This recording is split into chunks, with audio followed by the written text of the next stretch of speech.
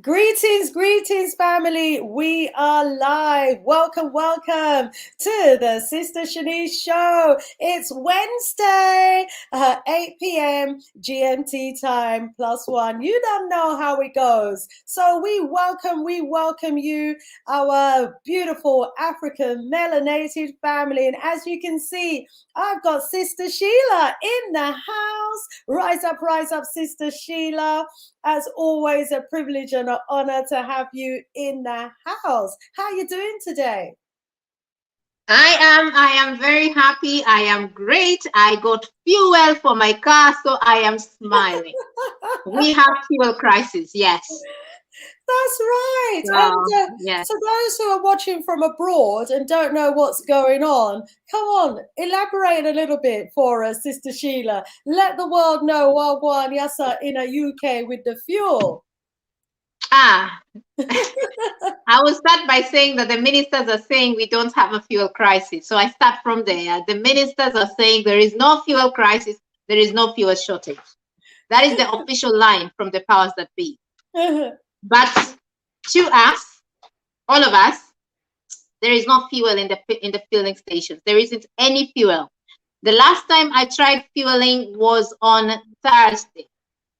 And it is today, on Wednesday, 1 week later, that I've managed to put fuel, but they limited me to 35 pounds. My car takes around 90 pounds to fill up. So I just have slightly above a quarter tank. Wow. But I'm grateful. I'm grateful because the car and the queue, there was staying in the queue for around an hour to get there. This is the fourth queue I have been in these 7 days I've been looking for fuel. And the other queue, the fuel ends as I'm still in the queue. So I am grateful that today I actually managed to get fuel. So we are having a fuel crisis or a fuel shortage in the UK that they are saying there isn't a fuel shortage. They're saying there's no fuel shortage. And they're saying it's panic buying. And they're saying it's people just overreacting and this and that. But the fuel stations are shut with big signs saying no fuel. You cannot go in. There is no fuel. We don't have fuel. People are fighting in the queues. Literally fighting. Yes, police are being called. People are carrying fuel in jerry cans and in paper bags and in all this. Having said that, I judged harshly when I had people are going to carry fuel in jerry can and everything. Today, I was going to carry fuel in jerry can. Only that I couldn't get hold of the jerry can. They've all been sold. And the reason I was going to do that was because I was down to the last 5 miles.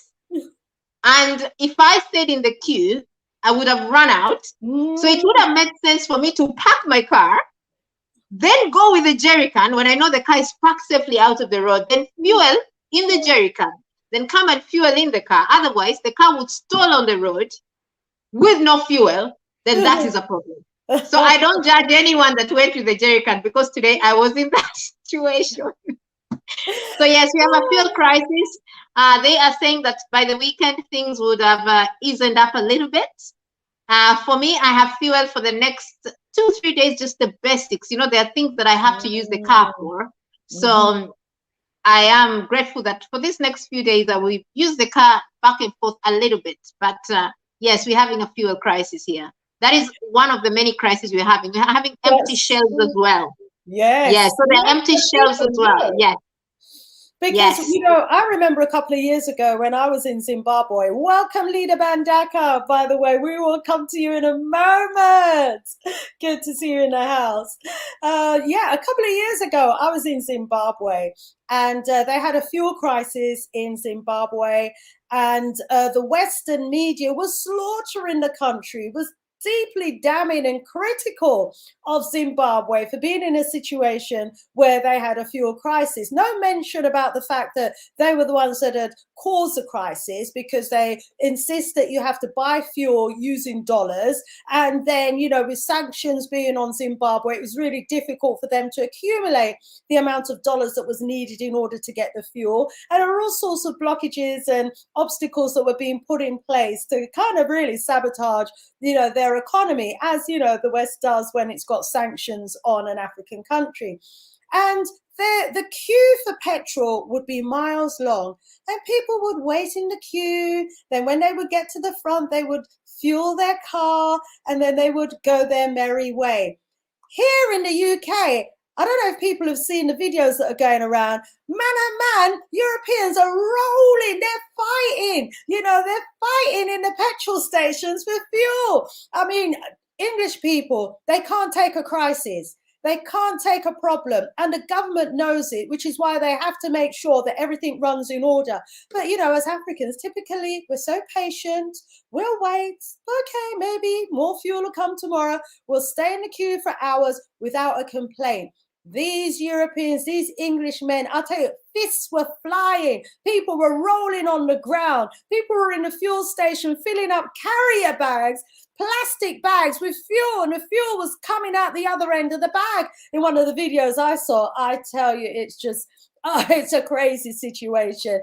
And, food shortages, and again, when I was in Zimbabwe, I was going in and out of the supermarket shelves, which was full of food. The supermarket shelves, rise up, Brother Kwame, come to you in a moment. The supermarket shelves were full of food in Zimbabwe. Yet the media was saying that the shelves were empty and there was no food on the shelves. So I was photographing and filming these shelves packed with food and sending it back to the UKKK.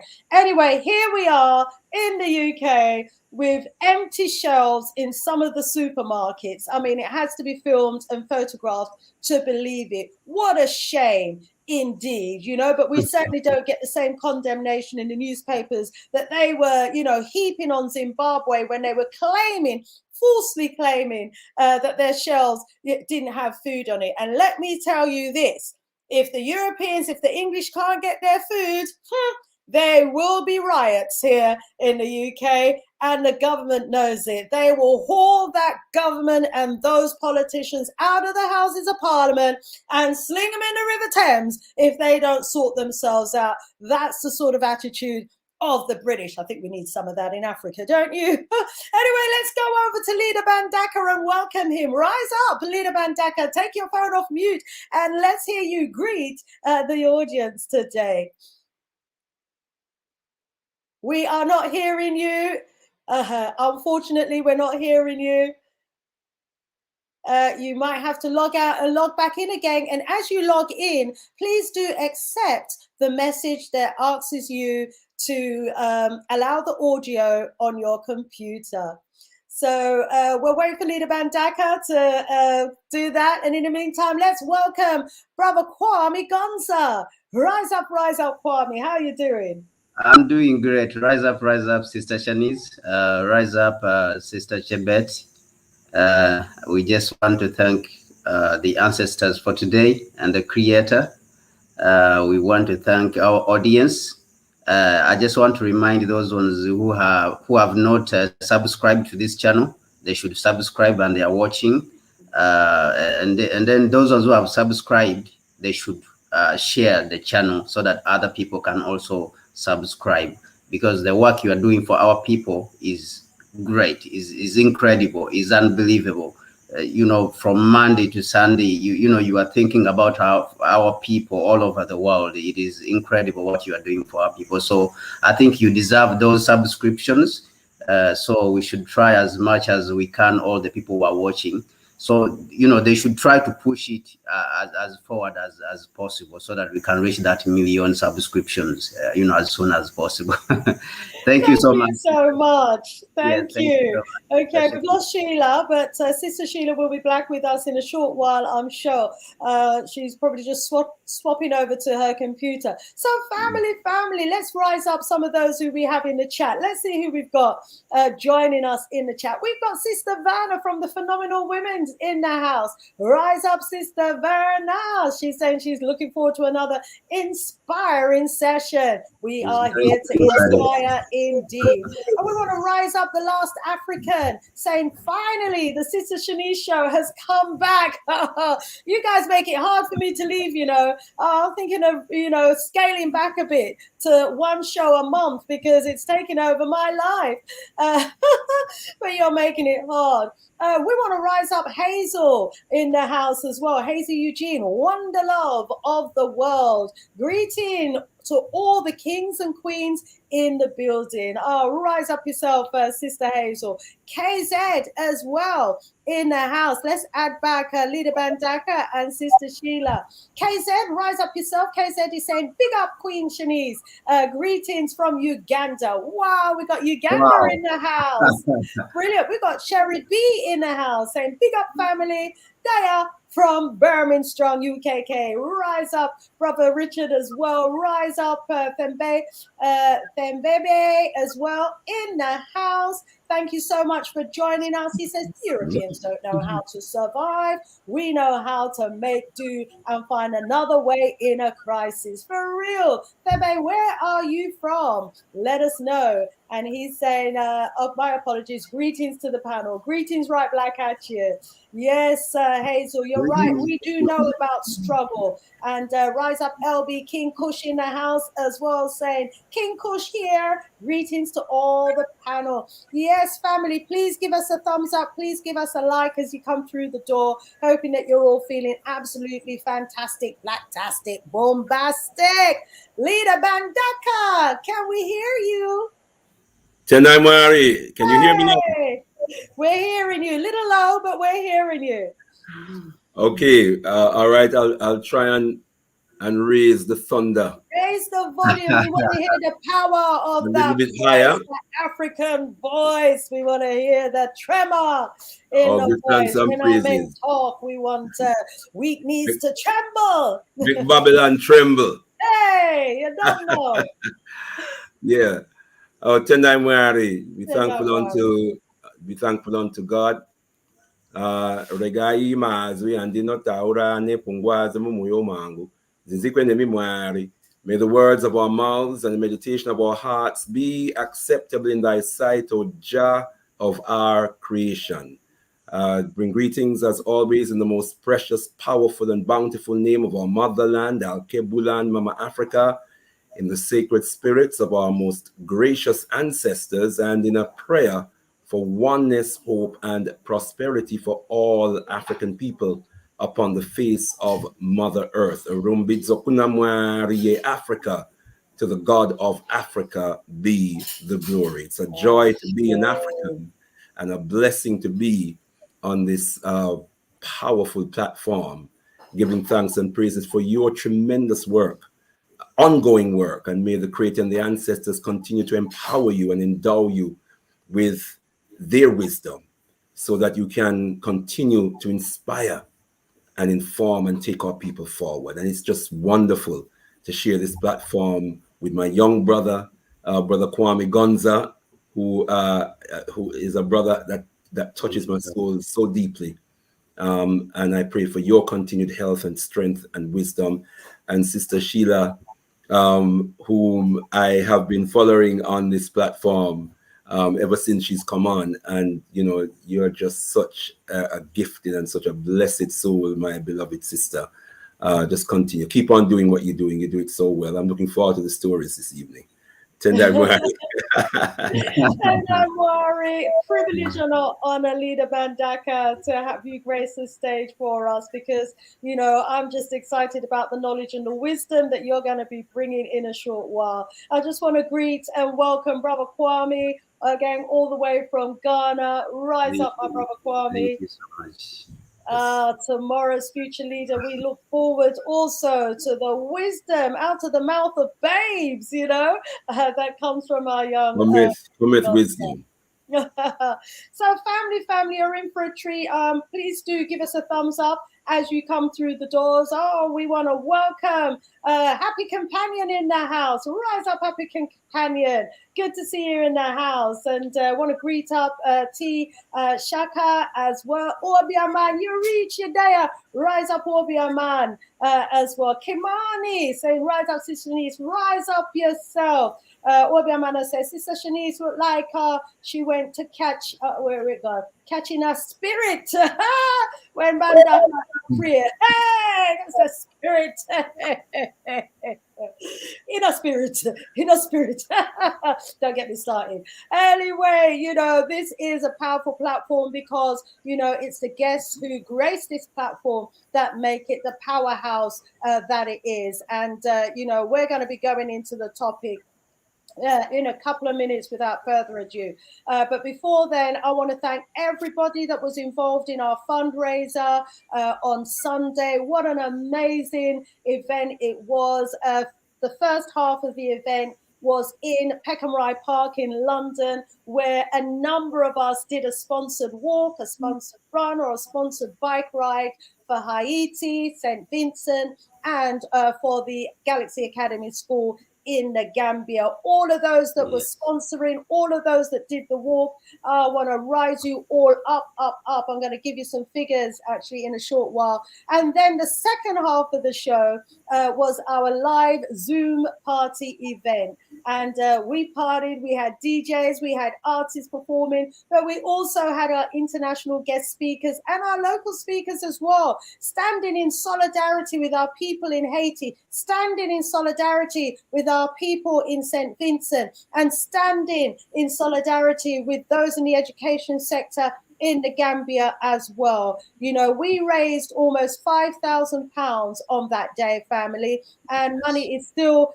coming in. And you can contribute to our GoFundMe account as well, because we want to make sure that we are the ones who are providing our brothers and sisters in their time of need with the help and support that they need. We know only too well that these aid agencies that collect the millions keep the money for themselves and use it for their own individual purposes. We know that the little that we can give goes a long, long way. And so we're grateful to everybody who gives. I'm going to post the GoFundMe link in the chat. And thanks to everyone that took part in that event. Kwame Gonza, you were there. What was your opinion of the event? Oh, unbelievable. There was a lot of passion. Our people, when we look at Haiti, is a distinguished. I think Haiti, among the Black people, actually, they are special people. Yes. When you look at the contribution they have had on the African race, on the Africans as a race. Mm-hmm. But also at the same time, these are very resilient people. Mm-hmm. These people, the Haitian people, they are the symbol of the resilience of the African race as a people, because of what they have been through, the struggle, and since when they started struggling for the freedom of the Black people. Mm-hmm. So they have shown how they are resilient through all these years amid all the aggression. So it was incredible to be at this function with me being one of the speakers on the Zoom function, and Brother Leader Mbandaka also was there to give us a very powerful, prayer. So there was a lot of passion, there was a lot of fun at the same time. So I just want to continue to call on our people and to tell them that they should continue on to to help, to put our hands together. Whenever we hear a problem concerning our people, we should always try to come together and put our hands together. You can contribute that $1 with that £1. I believe we can't fail if we say all of us are contributing, even if it is £1, that, we can fail to do something about this problem. Our people are suffering down there in Haiti and St. Vincent. So this is not about us having, to give a lot of money and all that, but the gesture of caring, I think it is very important. So if these our people here that we have, contributed something from Africa, it gives them a sense of belonging also. They feel that they have been appreciated, at least in history. So I think this is, the very, very best which we can do. It is a very good thing which Sister Shanice, first of all, I would like to appreciate you also, that it is a very good thing which you did for our people, and the work you have continued to do is unbelievable, is recommendable. This is recommendable work. So I think this is the direction which we have to continue, because as long as we have started to have these conversations and these intercourse across the Atlantic. The African people have started, having this intercourse. Then you have to understand that there is something going on in the spiritual world. There's something supernatural going on. So this momentum we have to keep to keep it going. If it is a fire, we have to keep fanning it so that it can increase. And you have seen what's going on around the world. There is some extraordinary things which are going on around the world, and we can't take those things for granted. So I believe personally that it is our time for working on the liberation, and I think that it is high time we called that Pan-African Congress, which will try to to sum up all the Pan-African groups so that we can start on the process of decolonizing Africa from neocolonialism and taking it back for the Absolutely. So thank you very much. Thank you very much. Thank you. Thank you for being there. And I must say, it was a team effort, my brother. I had a great team that works alongside me, and I alongside them to make the event happen. Anita Bandaka, you were there as well. What was your assessment of the event?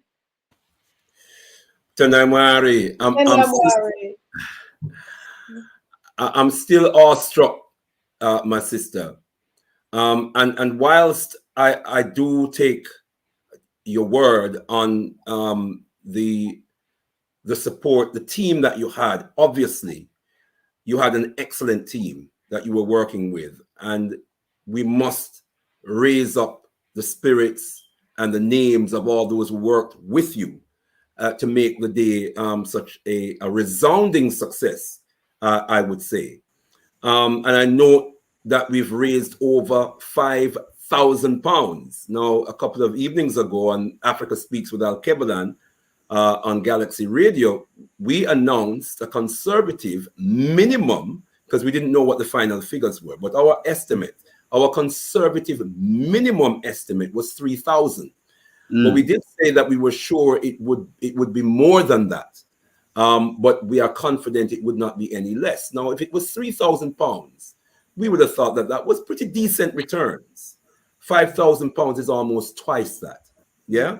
And we give thanks and praises, Sister Shanice, whilst we hail all who were involved, without a doubt. The leadership came from you. The pioneership came from you. And it is a gift, a notable gift and a blessing to be able to galvanize the spirits of our people in such a way and mobilize our people in action. Yes. In the way that you have done, pulling all of this together and providing the leadership. And I think modesty notwithstanding, I think you need to hold that commendation. We need to hail you and give you the commendation that you deserve. And it's very, very high commendation indeed. Tendai Mwari. So kind of you, leader. I'm just the glue that, sticks the bits together, the bits of the jigsaw together. And we have wonderful people like yourself that make this channel what it is. And we have great ones like The Last African, who's making it difficult for us to go down to one show a month, we know all that. We know all that, sister, but just imagine. When I get a team, then we'll get more shows. All right, Last African, but thank you so much for your we know all that, my sister, but just imagine Sister Shanice's show without Sister Shanice. But the great thing is that, we got the model here. And so I look forward to joining you, Sister Sheila, on your platform, Kwame Gonza on your platform, Leader Mandaka on your platform. There's so many topics that we need to be talking about. We could easily do a show every single day because there's so much happening. So much. Oh my days. Yeah, those are guys. Sister Shanice. Yes. One sentence, please. Also, and it's implicit in all that has been already said. But to the brothers and sisters who dipped in their pockets and gave, let us hail them. Hail them, yes. Because without every single one of them, and I'm talking about from the smallest giver to the largest giver. We were saying back home, little make enough, one cocoa full basket. So each person who gave and gave to the best of their ability, No matter how large or how small, we hail you and we honor you in this moment, because without them, there would be no 5,000 pounds and rising to talk That's about. right. Tendai Mwari. Just want to hail up and rise up the names of those who were part of the team. I want to rise up DJ Iconic from the Big G Galaxy Afui. Yep. I want to rise up Sugar Dread from Vibes FM. I want to rise up Sister Abina, one of our listeners, Sister Veronica, one of our Galaxy listeners, and who's joined me on those trips to Zimbabwe. I want to rise her up. I want to rise up Nat Nara, one of our presenters. Galaxy Afui, and I want to rise up Sister Alison as well from the All Stars as well. This is the team that rises strong, putting the plans in place, and then we're responsible for implementing it and driving it forward. And what a formidable team! Hey, they enjoy themselves so much. They're talking about another one. So I think there's more events to come. Get some rest first. Yes, get some rest. We want to finance farming down there. We want to finance them digging their own wells. There's water shortage. There's food shortage. We've got to be the ones who are financing the farms, financing the digging of the wells, getting the equipment so that water could be getting pumped up from under the ground. You know, we can't wait on the leadership. These things are possible. These things are possible. They are possible. It, hey. Yeah, so what I wanted to add is that honestly, I think I've been involved in a few functions of trying to bring people together for functions, and it is no easy job, to bring people together. It's no easy job. So I just want to add on what Brother Leader Mbandaka has said, that Sister Shanice, you are a lioness. So we want to appreciate that at this moment. It is not very easy, even for great people to understand, whenever people are trying to appreciate them, normally they try to push it down. But I think you did a great job. And this conversation of reaching out whenever there's a problem like this, I think it doesn't need to stop. We need to continue this conversation going. Such a spirit, so that whenever there's a problem on our people, we can stand up and reach out. Even if we raise 1,000 or 2,000, we reach out whatever it is, whether it is in Zimbabwe, whether it is in Sierra Leone, whether it is in Jamaica, wherever a problem is, if we can keep up this spirit, I think it will help us very, very much. And then it will help also to bring us together. To weld that together, in that spirit of togetherness of Pan-Africanism. So we want to thank you very much once again. We are our brother's keeper. We are our sister's keeper. We have to be there for each other, to support each other, and to help and support each other. And if, like you say, if we all do that, wherever we are in the world, come together when melanated people are experiencing their challenges, it will lighten the burden. Yes. Absolutely. Thank you so much for all your kind words, everybody. And I'll bring that and share that spirit back with the rest of the team. Well, let's go over now to our topic for discussion today. And the topic title is the African Union within the context of neocolonialism. So I think we all know that the predecessor of the African Union was the Organization of African Unity. And that was established as an intergovernmental organization back in 1963 by the late, great Kwame Nkrumah in Addis Ababa. And at the time, there were 32 signatories to the government of that particular establishment. And the main objectives of the OAU under Kwame Nkrumah was to rid the continent of the remaining vestiges of colonization and apartheid, to promote unity and solidarity among the African states, to coordinate and intensify cooperation for development, to safeguard the sovereignty and territorial integrity of member states, and to promote and eradicate colonialism and neocolonialism from the African continent.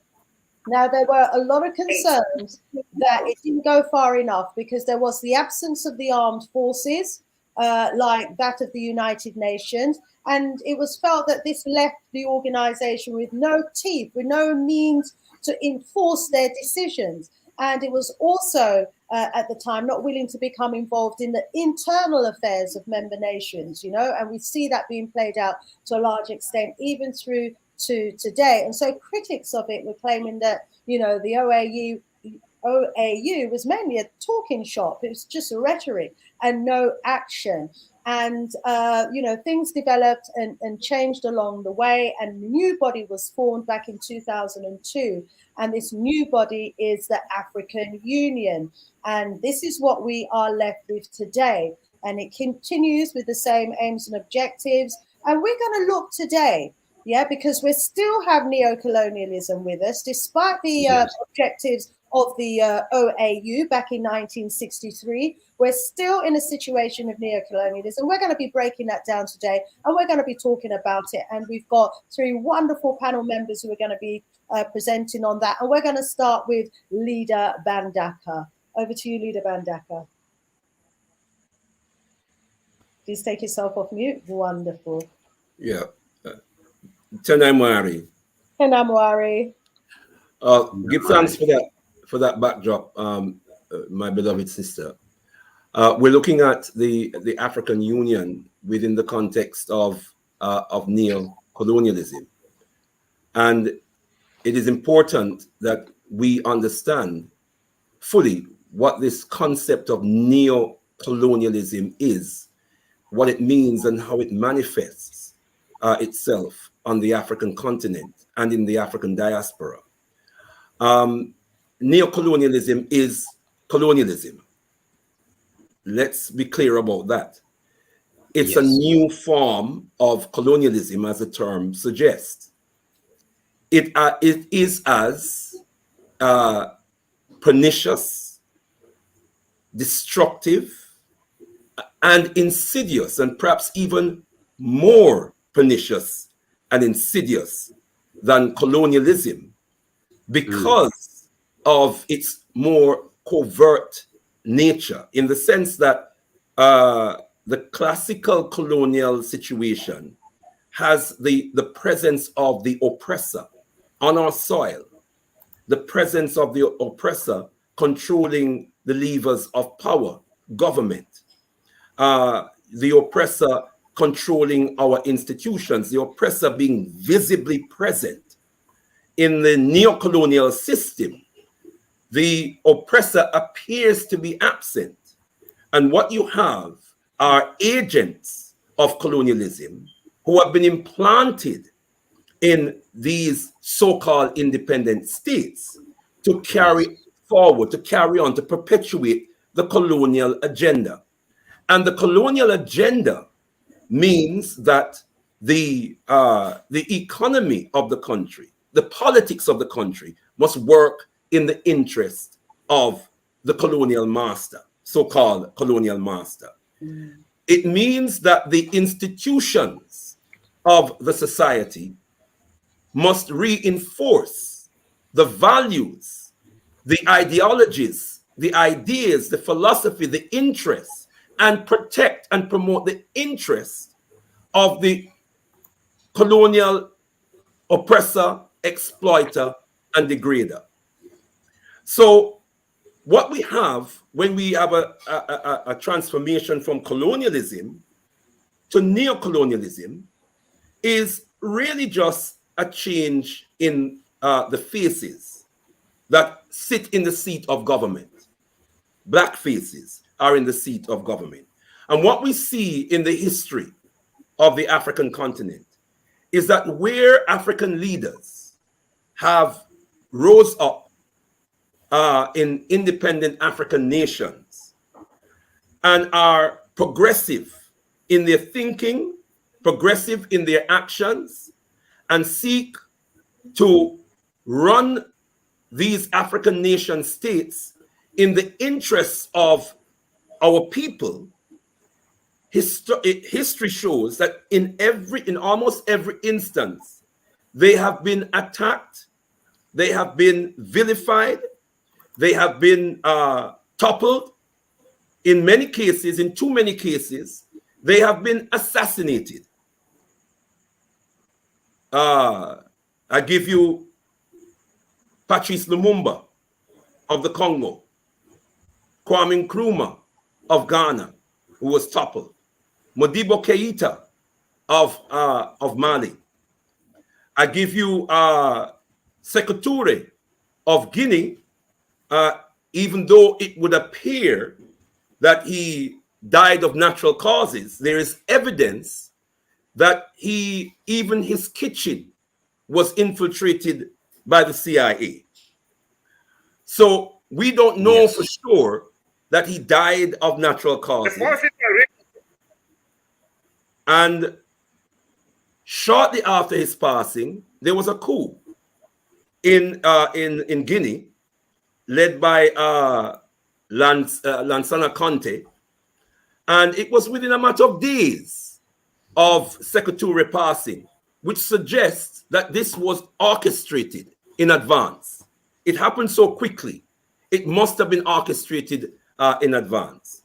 And so we have names like Thomas Sankara of Burkina Faso, assassinated. Sylvanus Olympio of Togo, assassinated. Samora Machel of Mozambique, assassinated. Dedan Kimathi of Kenya, who was one of the so-called Mau Mau, was also assassinated. There were a number of unsung heroes, you know, like Bartolome Boganda of the Central African Republic, a name that is hardly heard of. But he was organizing the Central African Republic, and in fact, he was seeking to bring together what he called Latin Equatorial Africa. So this was the countries in Central and West Central Africa that were colonized, that had been colonized by the French and the Portuguese and the Spanish. He wanted to bring all of these nations together as one confederate state. He became head of government, prime minister in the Central African Republic before it became independent. And then he was assassinated in a plane crash. His airplane exploded as it took off.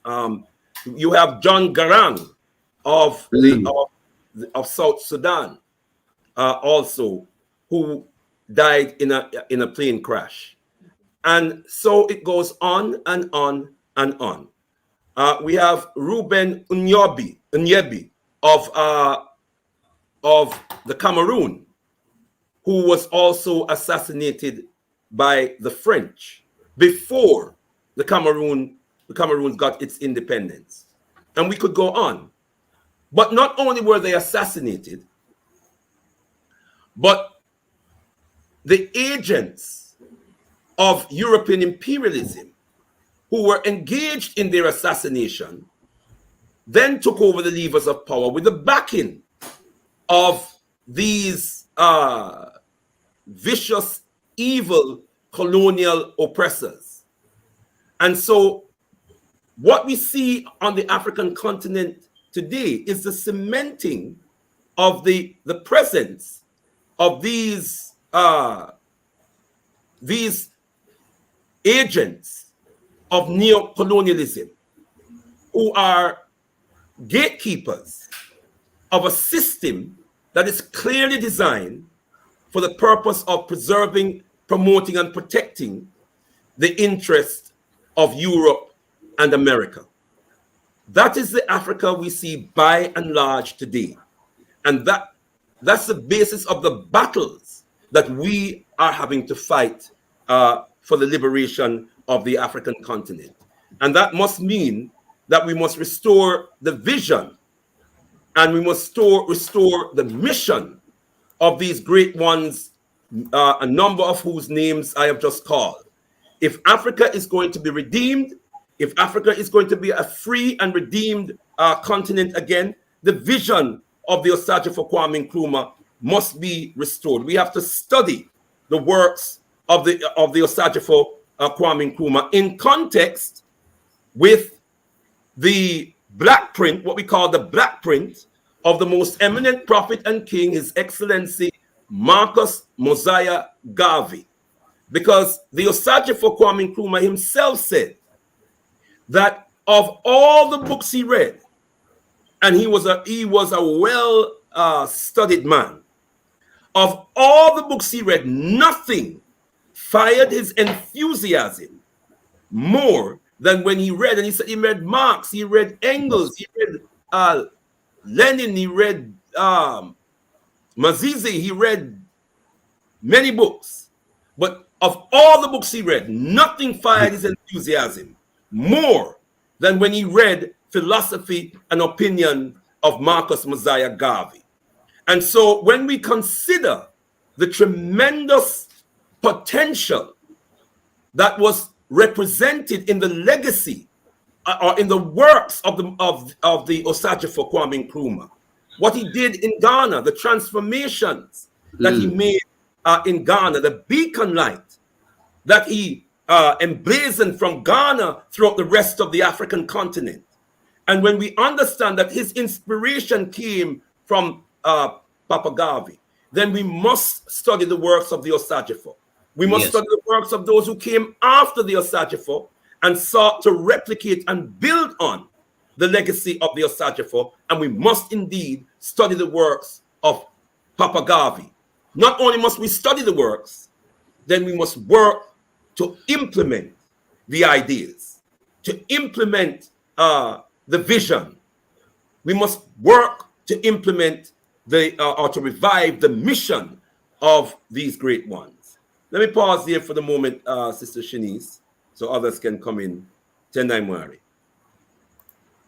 Tendai Mwari, thank you so much for laying down that foundation, my brother, taking us from colonialism to neocolonialism, so that we're all on the same page and clear about what our definition is of neocolonialism. Let's bring in at this stage Brother Kwame Gonza.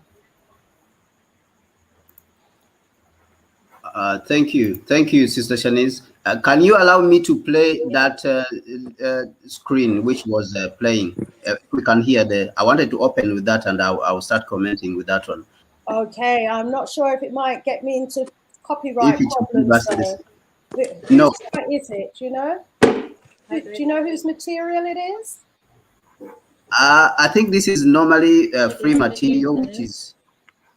Okay. Yeah, go ahead and share. Do you need? Are you able to share? Against us and I use the word. The forces are arrayed against us and I use the word most carefully. Can you hear the sound? Yes. They are intense and powerful. Yeah, as I have taken some pain to explain the forces of imperialism acting through the instruments of neocolonialism and colonialism. Terrible echo now. Assisted by the agents of the Cold War. They operate in worldwide combinations at all levels: political, economic, military, cultural, educational, social, and trade.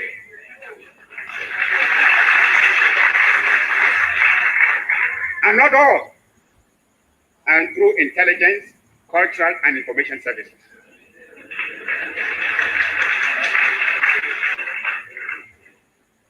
They operate from European and African centers, using agents who, I'm ashamed to say, are often on patriotic sons of Africa, buying personal satisfactions with the betrayal of their country's safety and integrity.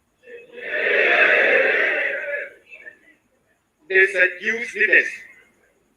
They seduce leaders of the African political, trade union, and people's organization, thus creating rifts and horrors within the national front. On the broader front, They are massing their forces in a determined effort to stay the advance of African liberation and the march of unity. It is not accidental that the countries of the European Common Market and those spearheading the North Atlantic Treaty Organization, the imperialist powers who have brought in their vassals, Spain and Portugal. Portugal, in fact, since the wars of the Spanish succession, 1700 to 1714, being a protectorate of Britain, which has enjoyed special trading and unnecessary rights in both Portugal and in the Portuguese territories for over 200 years. It is not difficult to understand, therefore, why Britain has not raised her voice against the atrocities in Angola and other protected Portuguese territories, and actually supported Portugal's preposterous claim at war in India, was an integral part of the multicultural country. The arms and troops that are pouring into Angola cannot be regarded in isolation from the international organization of imperialism and the Cold War militarism, with which they are most definitely linked. It is absurd to think that Portugal, one of the poorest countries in Europe,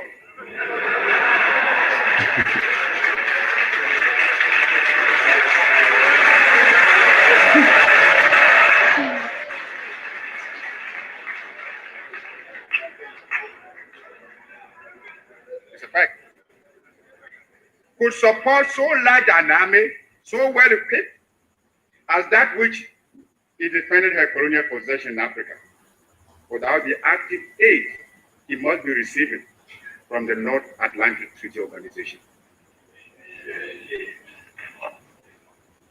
Nor can we look upon the way in which South Africa is busily building up an armed force equal to any held by the nations of Europe, without sending the international implications that are obviously involved.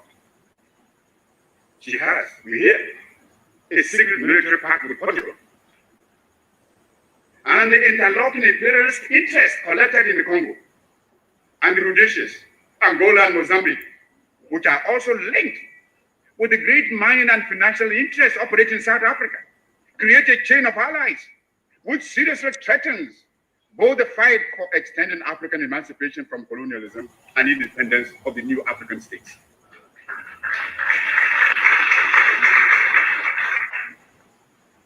Now that African independence has been achieved over a large part of the continent, and the national consciousness of Africans from north to south, from east to west, is adding momentum to the struggle for independence. Every kind of means is being used by the colonialists to arrest its progress and defeat its objective. They are attempting many methods, some sinister, some beguiling, to wreck our efforts. They strike antipathetic postures. On one side, they perform acts calculated to strike fear. On the other, they try to hoodwink us with fictitious gifts, which superficially pander to our hopes and aspirations. They are the present attempts to deflect our purpose, to weaken our determination. Thank you so much, Sister Shanice. Thank you so much. So I will come in there. So the subject today is the African Union within the context of neocolonialism. I think the two words there which I will pick out, the African Union and neocolonialism. For us to understand what the African Union is within, like what the statement is saying today within the context of neocolonialism, which this is the dispensation of neocolonialism, the period which I myself term as the period which consolidated its position in around 1966 after the overthrow of Dr. Kwame Nkrumah. That period, it followed the the neo-colonial countries, they released the structural adjustments all over the continent and even all over the world. But for us to understand the African Union, we must understand its history, where it is from. The African Union, this is an organization that was formed as an upgrade of the original organization, which was the Organization of African Unity. The African Unity is an organization which was formed in 1963, as Sister Shanice has already told us. But the African Union was an upgrade, which was formed by the push of Colonel Muammar Gaddafi in 2002. What they said is that the African Union should be able to achieve the idea of integration of the continent quickly. And in this, Colonel Muammar Gaddafi, who is the late president of Libya, he was pushing that we should immediately form the military command, the Central Military Command, and that should follow the formation of the union government. And in this, in 2002, he was pushing with the same urgency which Dr. Kwame Nkrumah was pushing with in 1963 during the formation of this organization. But we must go back at the formation of this organization. This organization, which is the African Union today, that was Organization of African Unity, or AU, in 1963, was formed due to a compromise. It was not actually the organization which Dr. Kwame Nkrumah wanted as a person. Actually, he just relented. Even some people say that Dr. Kwame Nkrumah, during the process of organizing, forming this organization, he wanted to get out of the conference in Addis Ababa, but it is Emperor Haile Selassie who pulled him back inside the room and he tried to convince him, because he did not agree with the formation of Organization of African Unity. What Dr. Kwame Nkrumah wanted to form when he came to Addis Ababa in 1963 in May was a union government. For him, he wanted to form a immediate union government. Why did he want to form this? This will take us back to 1957 at the formation of at the independence of the Gold Coast, which became Ghana. Now, after Ghana had been, formed as an independent state, he hosted a conference in 1958. During that conference in 1958, which was hosted in Accra, Dr. Kwame Nkrumah had already started seeing certain things which were, certain behaviors which were forming by the colonialists, which were, showing that they are retreating from Africa. After he had come back in 1950, he came back to the Gold Coast in 1947. He had written some material there towards colonial freedom, but he had started seeing, the rise of the United States. And even in 1958, Dr. Kwame Nkrumah gave a speech and he said that colonialism may come to us again in a different guise. And he said that not necessarily from Europe, but it may come from a different part. And if we do not hurry up to arrest this situation, colonialism will come back in a different guise and from a different place, not necessarily Europe. So in this space, and at this moment, he was referring to the United States because he had seen the rise of the United States. Remember that the United States consolidated its position as a superpower after the World War II, which ended, in 1945. So he saw the retreat of the colonial, countries from Africa. And then he saw the rise of the United States.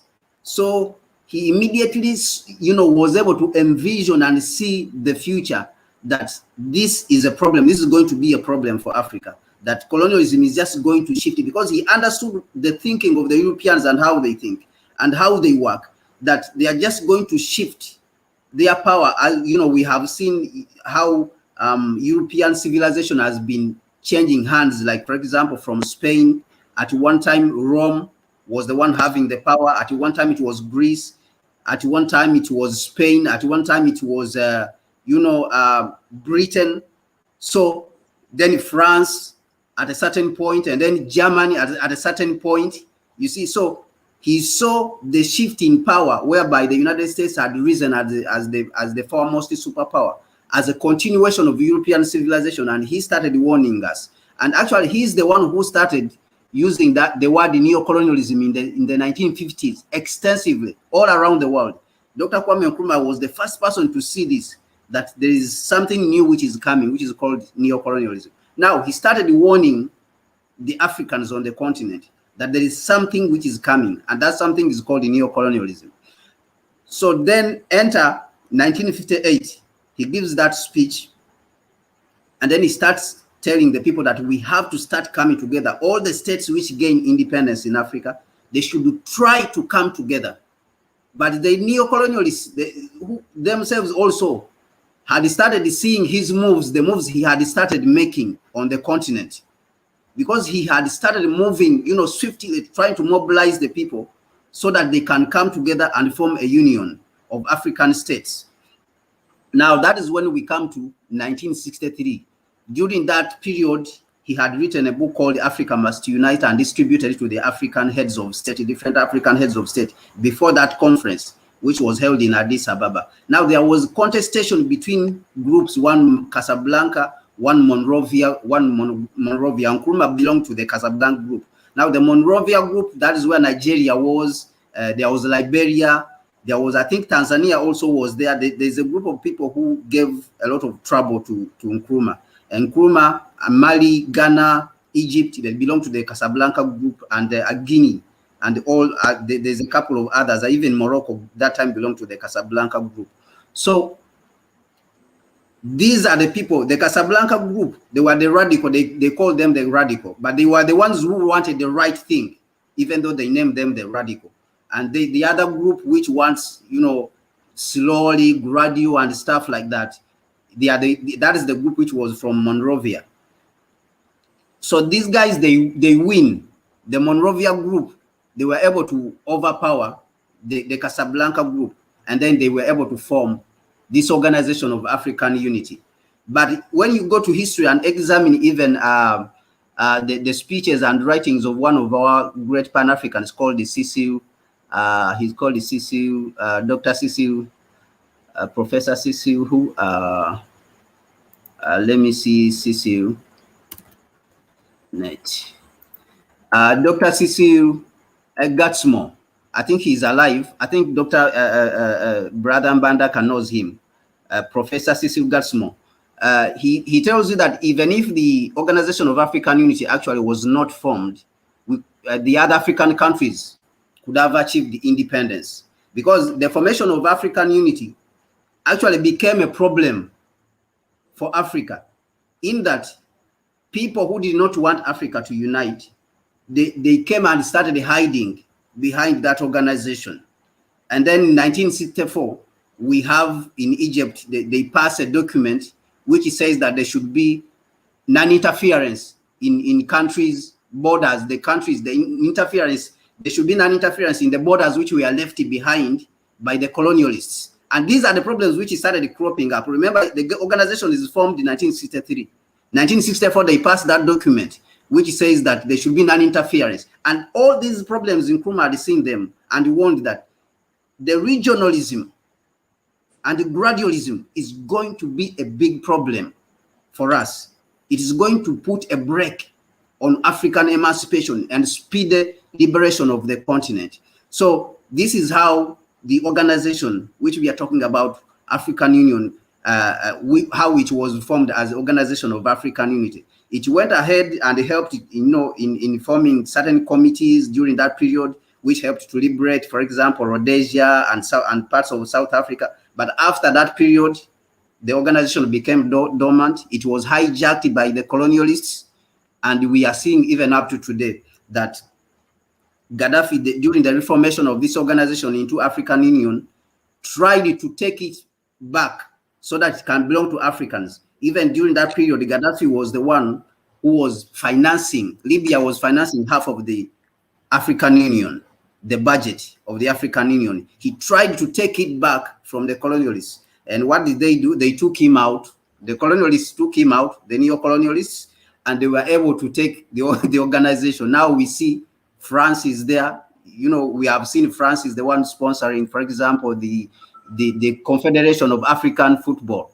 You know, African Union, you know, the African Cup of Nations, that football. We see France is there. Total is the one which is financing. We see Israel, you know, the neo-colonialists. Now all of them have entered inside the organization, and this becomes a big, you know, becomes a big problem that the organization, the work which it was supposed to perform, now it becomes captured that it cannot perform the duties to which it is supposed to, you know, it was created to do. And this is the predicament that right now the Africans are facing when you look at the African Union and how neocolonialism has come and transformed itself. Now, when we opened, Dr. Kwame Nkrumah was trying to spell out what neocolonialism is. He said that they come through different means, even through investments, culture, you know, religion.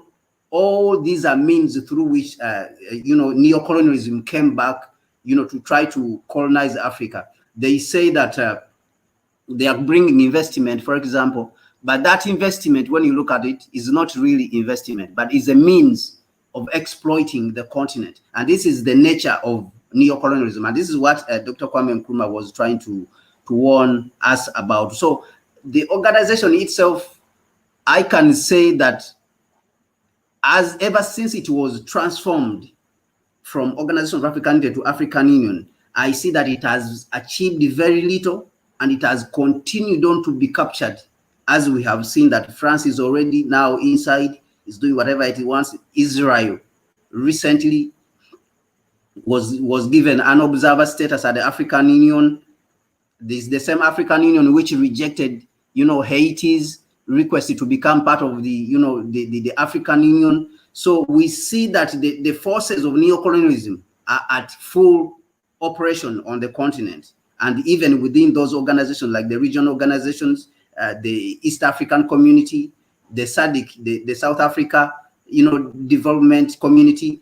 We can see ECOWAS, France, how it is interfering in ECOWAS. ECOWAS was supposed to launch a single currency in the ECOWAS community. France was able to come and use Ivory Coast and use their puppet in Ivory Coast, Ouattara, to hijack the ECO, which was supposed to be launched years back. So we see the operations. All these are the operations which Dr. Kwame Nkrumah warned that if we are not careful, we will be colonized again, and the colonization may be, you know, subtle, and it will be subtle and more dangerous. But again, he gave us, you know, the strength, and he left out some documents which leave us in a position for us to be able to engage all the mechanization of neocolonialism, which it will be able to put against us. And then he left even a book. He wrote a book which is called Neocolonialism, The Last Stage of Imperialism. He looked at this, and he wrote this book in 1965. He looked at it and looked at the mechanisms which they were trying to put up. And then he wrote down the things. Actually, when he wrote that book, even the United States during that period, it suspended a loan which was supposed to be given to Ghana because of that book, only that book. They suspended a loan of $25 million that it was supposed to be given to Ghana because of that book. Why? Because that book, it is able to expose all the mechanizations, the mechanism. There is a chapter, if you check that book, I've put it in the chat room. Those ones who want to check out that book for free, they can go to Google and Google it and read it for free. But if you start with the chapter called The Mechanism of Neocolonialism, Dr. Nkrumah spells out for you how neocolonialism works, from Hollywood, the religion, everything which they are using, how they are attacking our culture, all the things which they are using, from trade, you know, how the United States had risen to that status. So he pointed out especially the United States, and then the other countries, as you know, because the United States is an extension of Europe and activity, even though they may have their disagreements within, which agreements actually may be to our advantage if we look at it. For example, the disagreements which are happening right now between France and the United States and Britain, you can see that right now there is some friction there. So all these ones, we are supposed to study them because they are to our advantage. Like when you go back to 1945, there were disagreements. The World War II was a disagreement within the imperialistic camp. So all these, our people have used them to their advantage, to our advantage. So even now, when you look at history in its context, we are supposed to study these disagreements. You can see that the United States right now is just from Afghanistan. They're having disagreements within, France is battling it out with Britain, and now German, they're having frictions inside.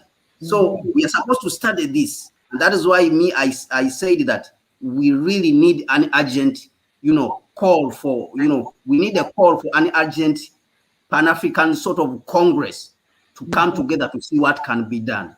Absolutely. So with that, these are my opening remarks, and I will let. Wow. Thank you very much. As always, very deeply insightful contribution from you, my brother Kwame Gonza. And put the link in the chat again, and I'll put it up on screen so that those who want to read more can go to the chapter that you've referred to in the book and actually find that analysis. But what a visionary Kwame Nkrumah was. Wow. He foresaw, didn't he, exactly what Africa was going to be facing if we didn't come together. And here we are 50 years or so later, still wallowing in the quagmire because we made the wrong decision back in 1963. Well, let's hope that our leaders and those advisors to those leaders are as clear as we all are of the mistakes and the errors of the past, and therefore what needs to be done going forward. Going forward here on this panel, let's bring in Sister Sheila. I wonder if she has a storyful way of making her contribution today. Rise up, Sister Sheila. Rise up, Sister Shanice. Rise up, Brother Kwame. Rise up, Brother Leader Mbandaka. I was quite honored to say you listened to me. You're one of my heroes. So it was like it was like one of these moments I was like, what? So I give thanks. I give thanks for this platform. It has been one of those platforms that has led to my growth. And certainly listening to Brother Kwame and Brother Leader Mbandaka today, I was like, why aren't we teaching this in our history schools? Why aren't we teaching this? This should be what we should be learning, not parts of a grasshopper or find the simultaneous equation. This is what we should be learning, because this puts framework in what, where we are now. And as usual, I don't disappoint when it comes to stories. So I'm going to tell you a story to capture this. When my first child went to school, it was the first time that my child was going to school. And the school told us that they have a uniform shop. And they gave us a list of things to buy from this uniform shop. So some of the things had the school logo on them, like the blazer and the socks and the sports clothes. They had unique school design on them. So we needed to buy them from this shop. But the main uniform was a white shirt and gray trousers. Now, they told us we need to buy this white shirt and gray trousers from this, and gray socks. We also had gray socks as well. There was a socks for the school for Fridays, and then there was gray socks, just normal gray socks. And they told us we needed to buy this from the school uniform shop. And there was only one shop that sells these things. And it's a shop that had a very long queue.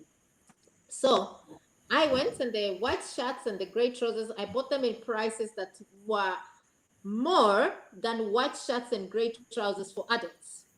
So I was buying one shirt at around 11 pounds and one trouser at around 22 pounds. Yes, for a child.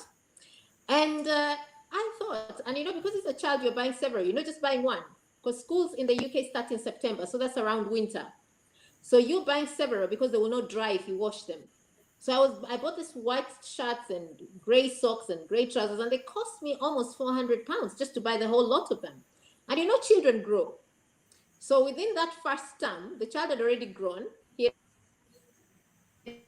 outgrown them, and I had to go and buy again.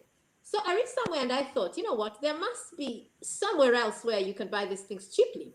And I found Primark, Asda, M&S, these shops whereby you would buy 5 in a pack for £5 or 2 trousers for £10. So it was making sense. And socks, you buy 10 pairs of socks for £3.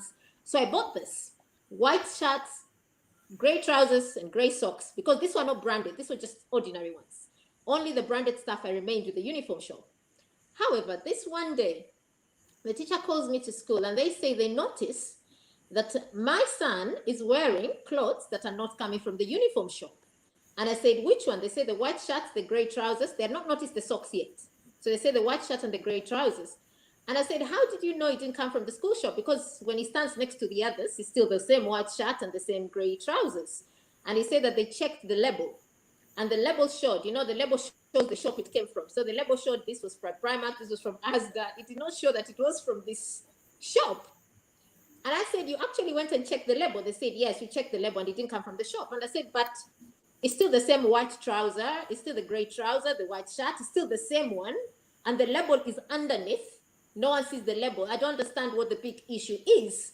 They said it's the school policy that you must buy from this shop. I said, he's worn this for almost a whole time. It did not cause any problems. It's only now that when you went to check the label that you found out it doesn't come from the shop. So I don't see what issue, because for the whole time it didn't create anything. And they insisted it was a school policy. Now, for me, it was a matter of finances. And I thought, nah, I have to do something about this. So I looked for a few parents and I said, do you find that they're a bit heavy-handed when they insist, they're a bit petty when they insist that we need to buy this from this school shop? And a few parents said, I was actually wondering, why do we need to buy from there? So a few of us came together, formed a WhatsApp group and started talking. And we decided we are going together to the school as now groups of parents and say, we do not agree with this policy. If it's anything to do with the branded stuff, with the school logo, we have no choice. We are stuck. However, if it is anything that to do with just ordinary things, we should buy from anywhere. So we decided that each of us was going to speak to the teacher. Each of us was going to write an email. We came up with an email, and we said we're going to write an email, and all of us are going to ask for a meeting independently, and then we're going to ask for a group meeting as well, like a class meeting, and air our views. As it was, the school realized that the parents were making this new, remember we were new parents, we were the new parents in the school. And they realized that these parents were going to cause a bit of a fracas. So they agreed, they said, okay, fine, buy the white trousers, but make sure it should, buy the gray trousers, but make sure it's the same texture and the same color as this, it should be like this. They put some rules there, but we were already doing that anyway. We were looking for one that's similar. They says, make sure the white is white. Well, you can't have any other white, it's just the white. So they agreed. But now we had this WhatsApp group, and we realized there were little things that the school was doing that we did not just agree with. Little squeezing money here, squeezing money there. You told you need to pay this amount of money for the school trip, yet that school trip is somewhere they can walk, or is somewhere there is a bus, or there's a higher bus somewhere we know which can be cheaper. So we became this class group, this year group, that was always writing emails and saying, yes, you say we need to go to the library, to the local library. However, we know buses go to that local library to be an opportunity for the children to know how to go on the bus. So rather than us to pay so much money to hire the school bus, to hire a bus, take these children on the bus. We are willing to come and offer support on the day. We are not paying for the school bus. We started bringing this type of parents that always come back. And then the school realized that these parents must be talking to each other, because the school had capitalized on each parent, coming, dropping your children and going. And the life in the UKK can be so fast-paced that you actually never interact with any other parent. But we now had this WhatsApp group, whereby we were even stopping other mothers in the group and saying, oh yeah, we have a WhatsApp group. And people were coming, and we were adding more and more people in the WhatsApp group, and we were talking, and if we had a problem, we say, okay, do this and do that, do this and do that. And the school realized that these parents, and we started having meetups outside the school, whereby we were just meeting as parents. So the school sussed out that there must be something these parents are doing, this New Year group. These parents are coming and they just cannot be cowed. So someone, as it is always with this kind of group setup, someone always talks. So someone did speak and say there is a WhatsApp group. There's a WhatsApp group whereby these teachers or these parents discuss every little thing they discuss. And so the school called us for a meeting, the whole class. And when they called, they told us that they are very interested to work with us. That we have this WhatsApp group, and the school likes to be part and parcel of the parents coming together. So they said, could you please add us to the WhatsApp group so that we can work as a team, and together, we can see how we can do the school. The parents coming together can do great things for the school, and the teachers, the parents and the teachers can work together. And they presented a very good proposal. And they said, you know what, even your meetings, will give you a meeting room in the school. You can be meeting here, you can do this. And even when we are having functions in the school, you can come, you can give you to speak, and we can do this. They really, really recognized us, and they gave us such wonderful, wonderful accolades about what we were doing. And we fell for it and added a few teachers in our parents group. To cut a long story short, lots of things, disharmony started happening, and sometimes we'll talk about this, and the school will say, no, I think let's do it this way, let's do it that way. And the school had much power than we had, and just adding the teachers in that group just changed the whole framework, changed the whole setup. And before long, we realized that even when we wanted to arrange our own meetups as parents, we needed to kind of okay to the school. We started now asking for permission on basic privileges that we had before we added them there. So why I'm bringing this story here, I always look at African Union, and it reminds me of this WhatsApp group. And certainly when I was preparing for this show today, and I would read a little bit more about African Union, and just listening to what Brother Kwame has said and what Brother Leader Bandaka has said, I just realized, with this neocolonialism and African Union, we are this WhatsApp group that could have done so great on our own, could have effected so much change, but we decided, yes, let us include some people with us. Let them come, they are promising nice things. They're promising, to put us here. They're promising to give us this benefits. They're promising to fund this. And we had the African Union office was built by the Chinese. There was a story going around. It was built, and they installed some spy cameras, and they were downloading our stuff to their things. This is this WhatsApp group of parents that decided to bring teachers in it, to bring the school in it. It is the same with our African Union. We bring all these oppressors in them, or we follow their model, or we want to know, what is the UN saying? What is the WHO saying? What is IMF saying? What is America saying? What is UK saying? What is the EU saying? We are the rats that are trying to bell the cat, but we are bringing the cat in our midst to get the cat's approval and to get the cat's tips on how we can bell it. How can we put the bell on the cat? So whenever I hear of the African Union, I think what we need to do, we need to get the whole thing in its whole entirety and throw it out, completely forget about it, and start afresh. And when we start afresh, this is where I call on to our people and say, this is not something we'll leave the political leaders to take charge of. This is not something you sit and say, it is the people in politics, it's the governments that do this. No. Because as Brother Leader Bandaka said, the neocolonialism is colonialism. What just happened was a change of face. So the Caucasian left, and someone that looks like us, that talks like us, that lives amongst us, that we call one of us, sat there. But it wasn't our interests that they were protecting. It was the interest of the oppressor. So the African Union, as it is corrupted. It is just something that is there to protect the oppressor, something that is there to further the software that the oppressor put on our land and on our people.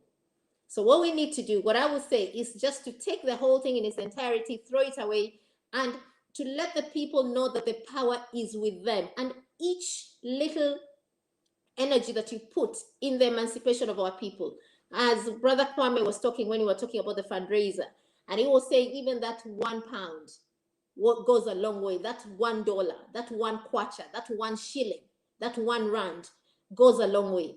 And I would use the energy instead of money and say, when it comes to the emancipation of our people, that effort that energy that you put, even to just come to Sister Shanice's show and like it or share it or comment or just tune in, that is you putting energy in the emancipation of our people.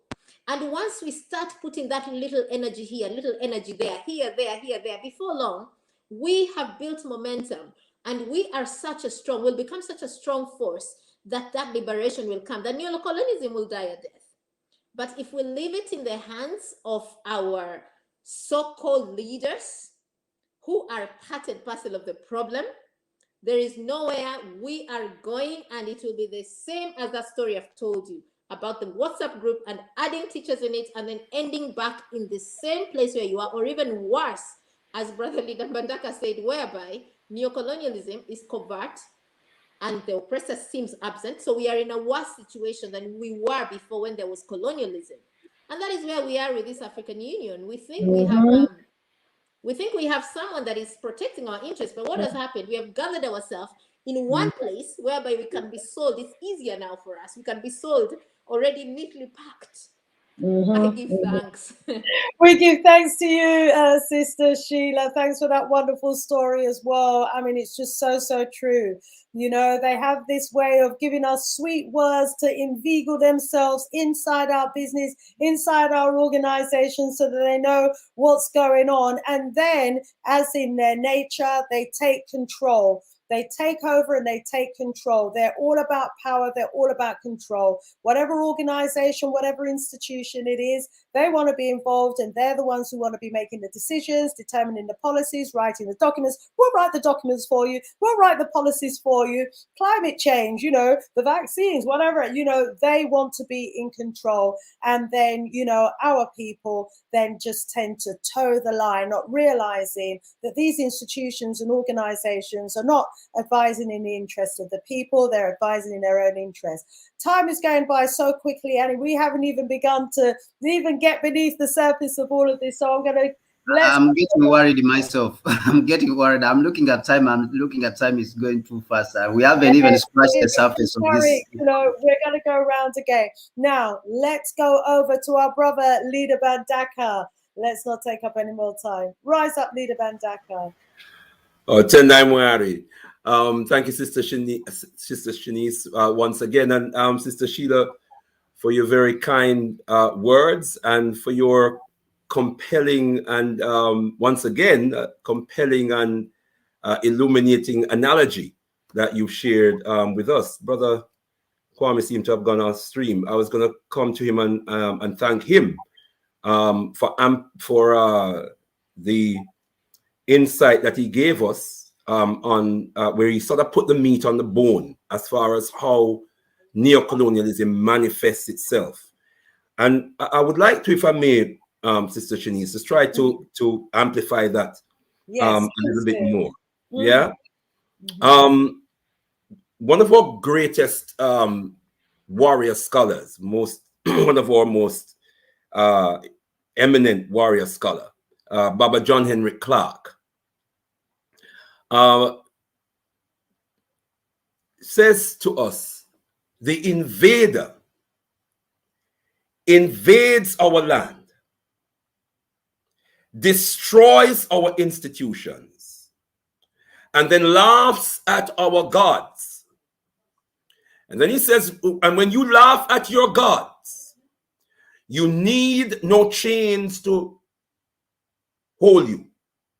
You need no prison walls to contain you.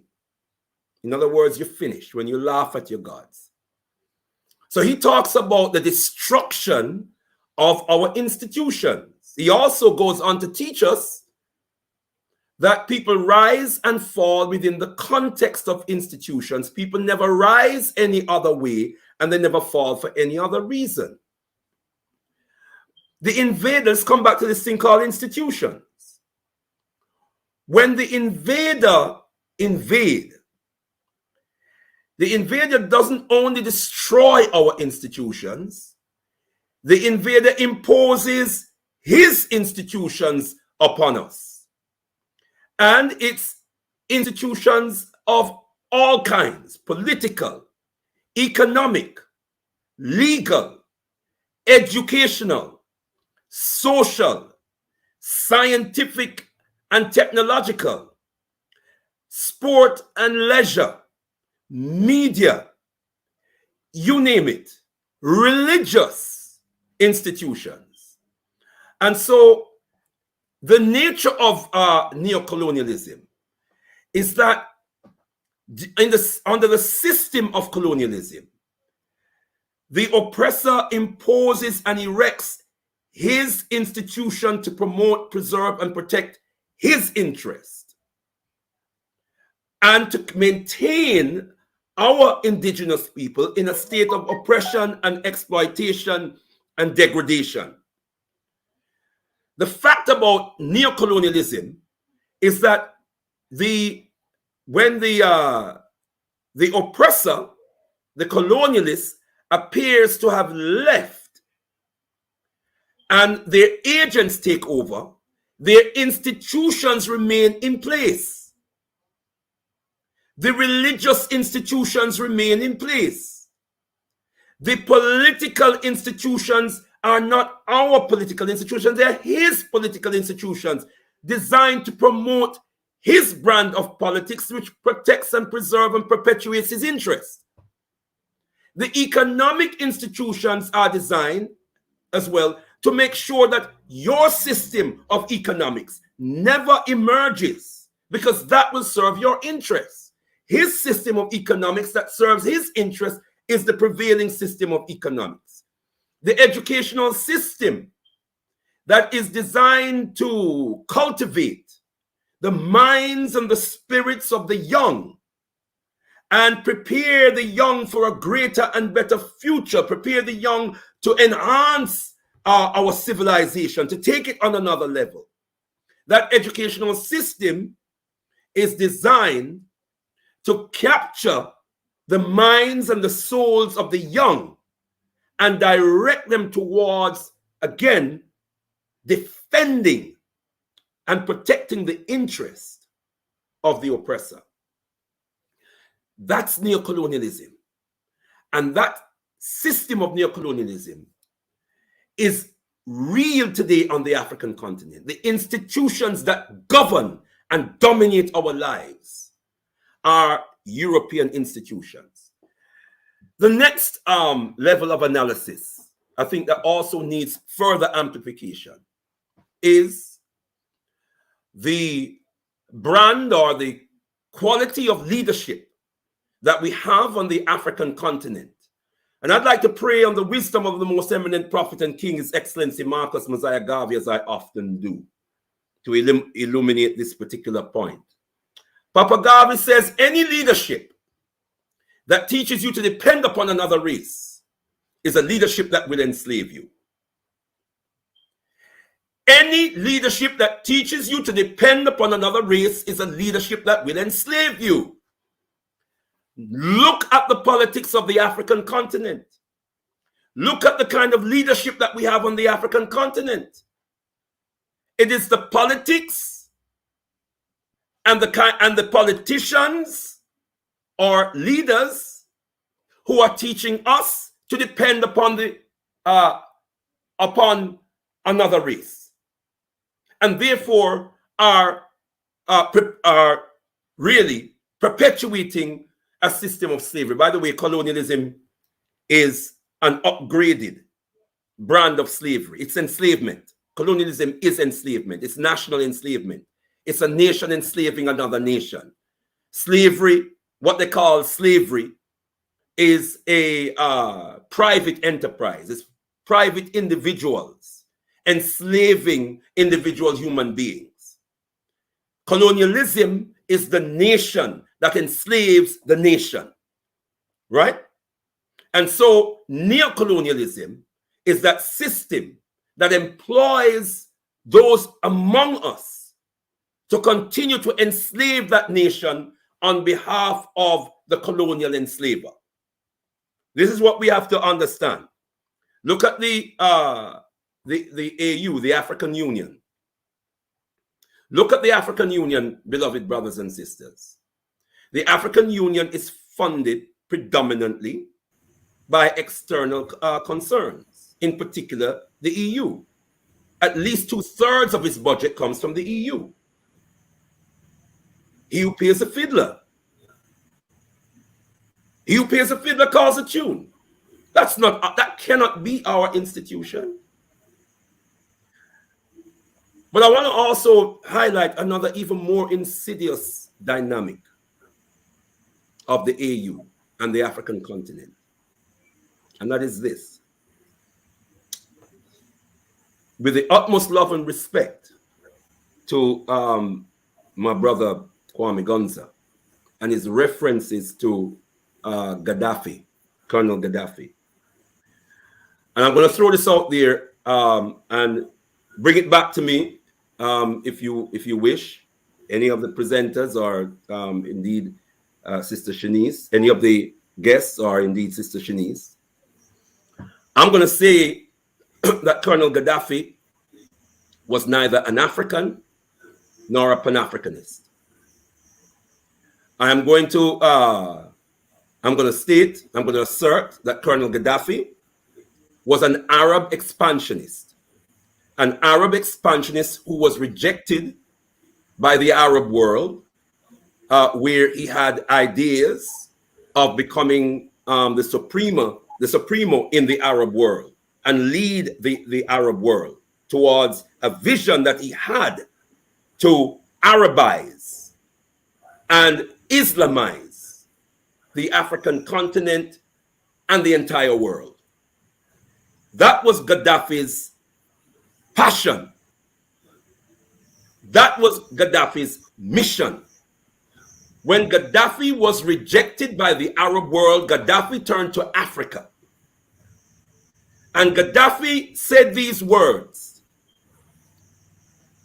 I got this first from Baba Chinwezu, a powerful, powerful source for political science and political analysis. Gaddafi said, Africa is a cultural vacuum. Listen to those words. Africa is a cultural vacuum. That's the way all of the invaders treat Africa, like a cultural vacuum. He said 2/3 of the Arab world is in Africa. He said the rest of the 1/3 of the Arab world must move into Africa and fill it with Islam. He expressed that he wanted Africa to speak Arabic. So what he was doing, beloved brothers and sisters, he was preying on Africa.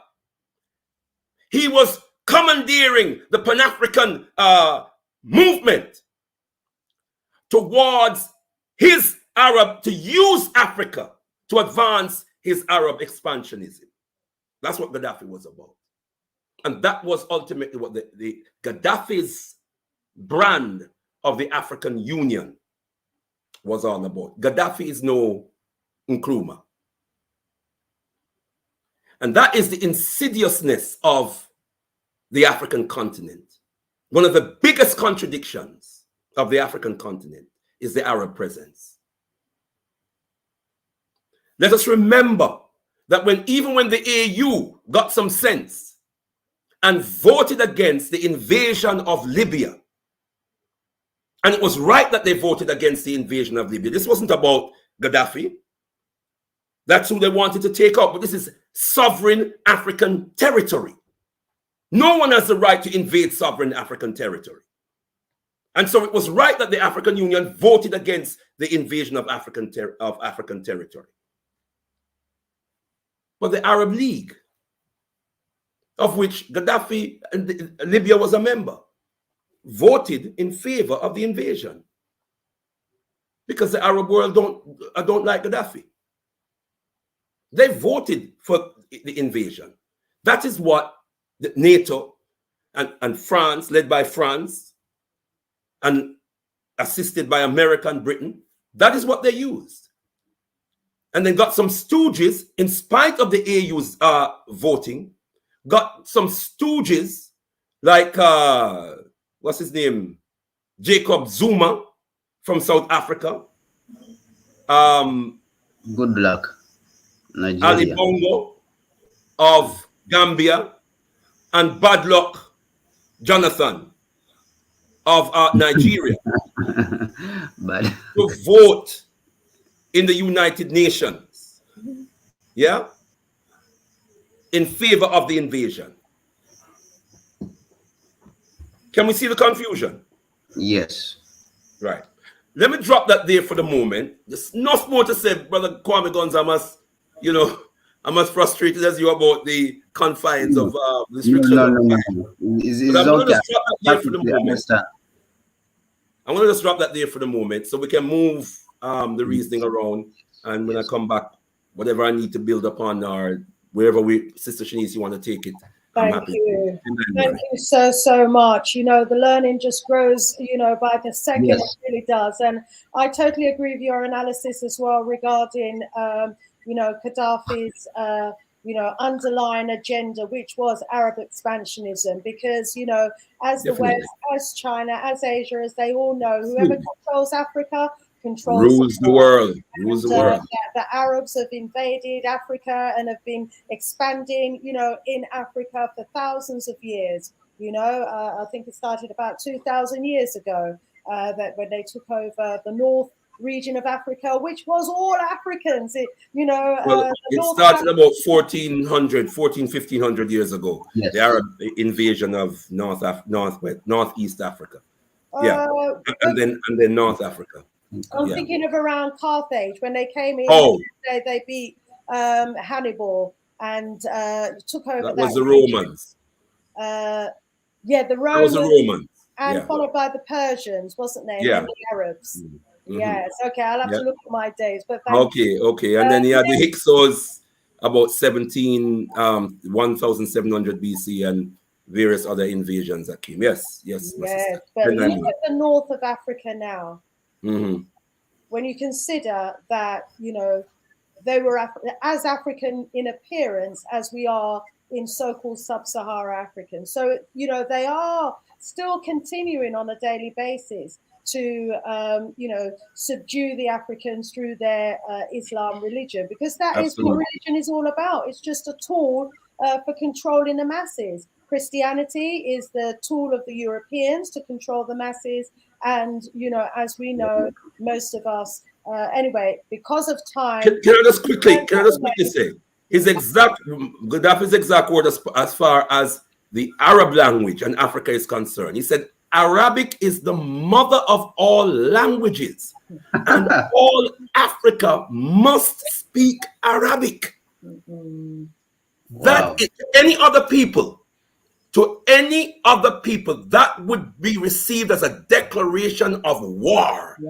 That would be received as an intent of genocide. But somehow that hasn't registered. That didn't register with the African. And so many of it's a cultural vacuum. You know, other races have been able to impose their culture on us, and we just absorb everybody else's culture to the detriment of our own. You know, so imposing another, you know, someone else's language, you know, to them, it's nothing at all, you know. And then, you know, because of the state of mind that most of us are in, we're ready to embrace that language. And so most of us speak English and more English than the English, or French, more French than the French, you know, and feel proud to do so. So to be able to write Arabic and speak that language, you know, we'll embrace that as well, to the detriment of our own, because we don't value our own language and our own culture to the extent that we ought to. Let's bring in Brother Kwame Gonza for about 5 minutes here and see if we can get round again. Yes. Okay. See you, my brother Kwame Gonza. Thank you so much, Brother Leader Mbandaka, for that clarity in history. You know, the process. I think the process continues. The process of learning, that one continues even amongst ourselves. So I just want to appreciate that clarity.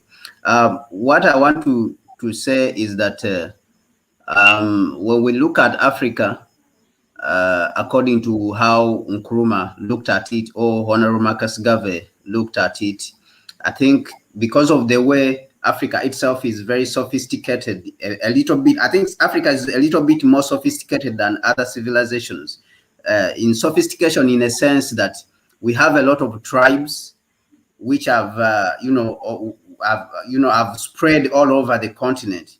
For example, you can say that we have more than 2,000 tribes on the continent, which is not the same as like China. China has around, I think, 49. So Africa, in how we deal with it, according to Honorable Marcus Garvey and Dr. Kwame Nkrumah, we have to be a little bit strategic. The Arab problem or the Islam problem is a big problem that needs careful consideration and looking at. It's the same thing with Christianity and other religions that have tried to invade the African people and the African continent. But how are we supposed to deal with them? When we go back to Honorable Marcus Garvey, for him, he says that a Mohammedan, if your brother is a Mohammedan and is an African, and then your brother is a Christian and is an African, those should not be differences that you should emphasize very much, but you should find a way of going around that idea so that you can build yourself a nation first. Now, when you build yourself the nation first, then you will find a way of attacking this problem. You will find a way of attacking the problem of reconciling the religion. It's the same thing which Dr. Kwame Nkrumah says in his book, which he wrote called Consensusism. The book is called Philosophical Consensusism. In that book, Dr. Kwame Nkrumah attempted to reconcile the idea that Africa has inherited, like, for example, has inherited 3 heritages: the Muslim heritage, the Christian heritage, and then we have our own African culture or our African religions. So for us, when we are coming together to try to unify Africa as Pan-Africanists or as revolutionary Pan-Africanists, we are supposed to look at how we can reconcile, how we can look at the similarities between these groups, and these are the these are the characteristics, these are the things we are supposed to emphasize on as we are building. And then after a certain stage, we will reach a point where we will start reconciling these 3 cultures: the Islamic culture, which has been on the continent even now for more than 500 years, the Christianity, which has been also on the continent for more than 500 years, and then the African religions themselves. So Nkrumah envisions in Consensusism that after a certain level, when the African continent has been unified, Africa will be able to reconcile these 3 and come up with a new form of religion. And this thing, it takes us also back to understand how China was able to overcome its problems and how a nation is built. When we look at Africa, yes, that's the book. That's the book. Excellent. That's the book. So when we look at how nations are built, when you talk about unifying Africa in the vision of Honorable Marcus Garvey, which vision was later expanded on by Dr. Kwame Nkrumah, and he tried to pursue it with urgency. Africa is a civilizational state, is not a city state. That is why I always have problems with people who always say that why is Ghana not developed? Singapore, was at the same level with Ghana during independence, or Kenya was at the same level with Singapore during the independence period. But after all this period, Singapore has gone far. Ghana is behind, Kenya is behind, or Uganda is behind. There's one thing which people don't understand, which Dr. Kwame Nkrumah saw. What Nkrumah saw is that you cannot build, for example, Rwanda, which is a landlocked country, into a first world country amidst poverty, when nations all around it, you have Congo, you have Uganda, you have Tanzania, you have Burundi, all the countries around Rwanda, when they are poor. And most of all, these countries, they have bigger populations. Okay, so when you try to build Rwanda as a first world country, it is not possible, because all these populations which are surrounding it will be able to overrun the resources which you have built up, or the country which you have tried to build up, and it will not be possible. We have seen this situation play out in South Africa. You have seen that because of South Africa attaining a certain level of economic development, all Africans now, they try to run to South Africa, and we have seen the results. What are the results? The results is xenophobia, because the indigenous people in South Africa, they feel threatened by other Africans from other countries. They see them as a threat that they are coming to take away their jobs. So this is the threat. So Nkrumah envisioned this. Now, what am I saying? What I'm saying here is that when we are building Africa, we cannot build small countries and build them to a level where they are first world countries. Those are city-states. But Africa, when it is supposed to be built, it's supposed to be built as a civilizational state. There's a difference between a civilizational state and a city-state. Singapore is a city-state. Africa, when we build it, is supposed to be a civilizational state. Is a civilization that is supposed to be revived. We have history of over 5,000 years. So the unification of Africa and the reconstruction of Africa and rebuilding of Africa is supposed to be built on that idea of a civilizational state, not city states that, like these fake states which they are trying to build Rwanda, build South Africa, build, Nairobi, build Kenya, build Tanzania. These are impossible because other African countries will overrun them. So this is the situation which we are facing now. The African Union, the shadow is just a shadow right now. What it is just a shadow of what the real African government is supposed to be. And like Shira pointed out, these are organizations which, without fear or favor, like Shira said, these are organizations which are supposed to scrap, because they are built in an image of an NGO. That is why you are seeing that they are not able to function. They don't have power. The East African community, it doesn't have power. The African Union, it doesn't have power. The power is embedded in the heads of state. That is why you see that the African Union cannot act, because the power is embedded in the heads of state. So the chairman of the African Union is just there as an image. So the African Union is just a shadow of what the real African government rise up power is supposed to be. So this is the position from which we are supposed to be looking at the new Africa, which we are supposed to be building. Yes. That we need to scrap the African Union. It's an institution that has been left behind by colonialism and has been infiltrated and controlled by neocolonialists, not operating in the interest of Africa at all, and needs to be gotten rid of, and something from a more Africated and Pan-African put in its place. Absolutely. From the grassroots, from the African individuals. Yes, let's allow our sister Sheila to come in before the end of the show today. Thank you so much, Brother Kwame Gonza. I know you had so much more to say, but because of time, rise up. Sister Sheila. I give thanks. It's been brilliant to listen to my people speaking. Brother Leader Ndavaka has spoken about Colonel Gaddafi, and it has left me in amazement and shock at the same time. I thought he was a Pan-Africanist. Now I hear he's an Arab expansionist, and it fits. The puzzle pieces fit. So I will be going back to do some damage limitations, whereby I had promoted Gaddafi here and there, especially because I had misinformation, basically. But now it fits. The puzzle pieces fit. Speaking about the African Union, this just what Gaddafi, just the story of Gaddafi and it coming out that he was after taking over Africa. It was actually after oppressing the African people. These are the things that the African Union needs to put out there in public. These are the things that the African Union has to be educating us, because the power of the African Union should not be in the power of the institution itself. It should be in the power of the people, to the point that the power is always with the people. And for anything to take hold and be strong, it is the people that need to be holding the power, not the people sitting in the seats, not the institution itself. It's the people. That person at grassroots level should be the one having the power to direct where an institution is going.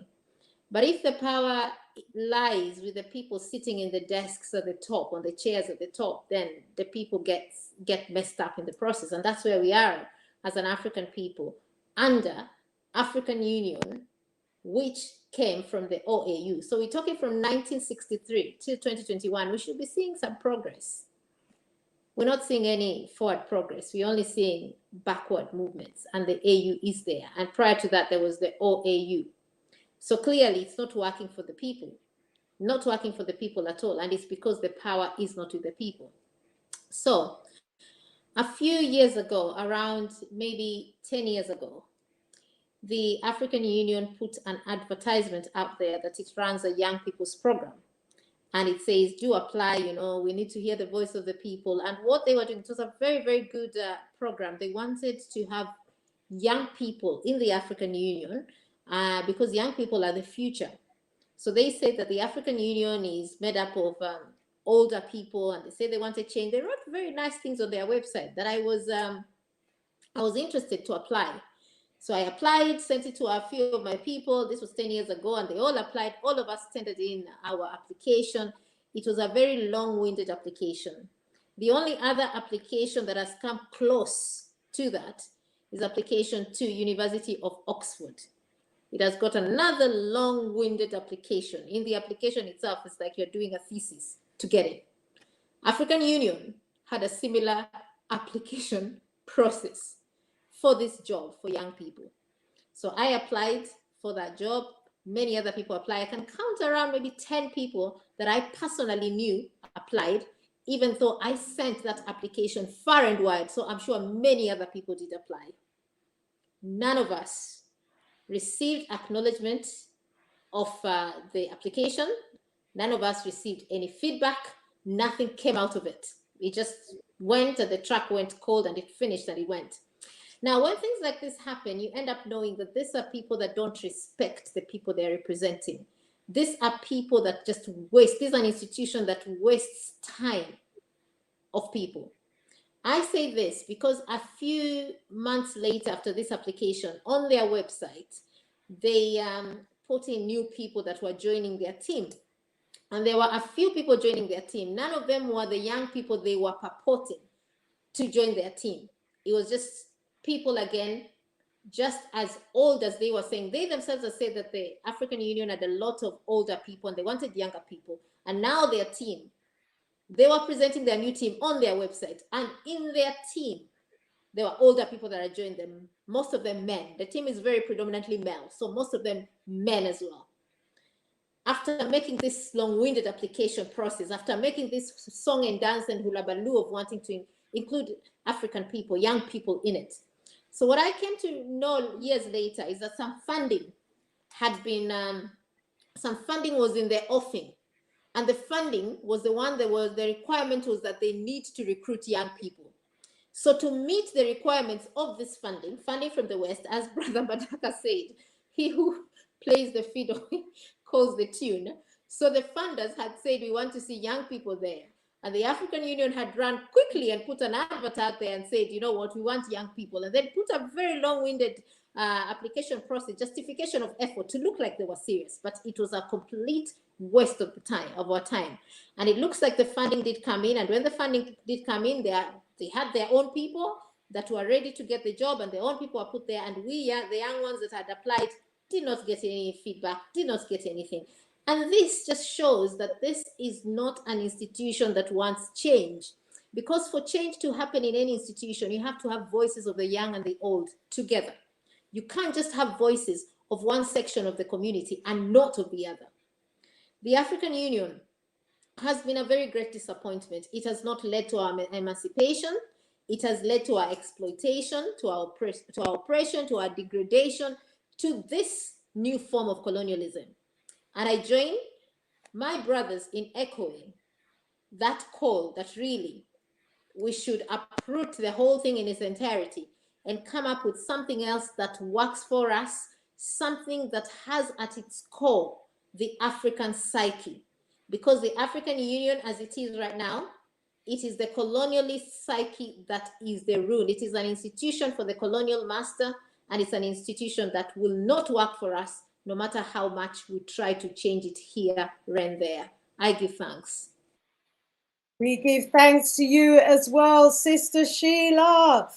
Concurring with our brothers there, I certainly concur with you all as well. It needs uprooting from its core. It's not serving our purpose. It's been there since 1963, and we still have a situation where the majority of Africans are living, below the poverty line. Totally unacceptable. Dismal track record indeed. Now, I wonder if we can do 1 minute more, a 1 minute round. Leader Bandaka, if we can have a minute from you. Yes, Tendai Mwari, the most eminent prophet and king, His Excellency Marcus Mosiah Garvey, also said that we must never allow any other people to have executive control over our affairs. When we allow Arabs to decide on how we unite and organize our mother continent, then that's giving other people executive control over our affairs. And until his assassination, he was the main funder. When we allow others to fund our institutions, it's their institutions and not ours.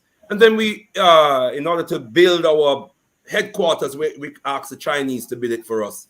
And they built it and apparently populated the whole building with surveillance devices so that they can watch from China and hear everything and see everything that we do in the. I mean, it's a joke.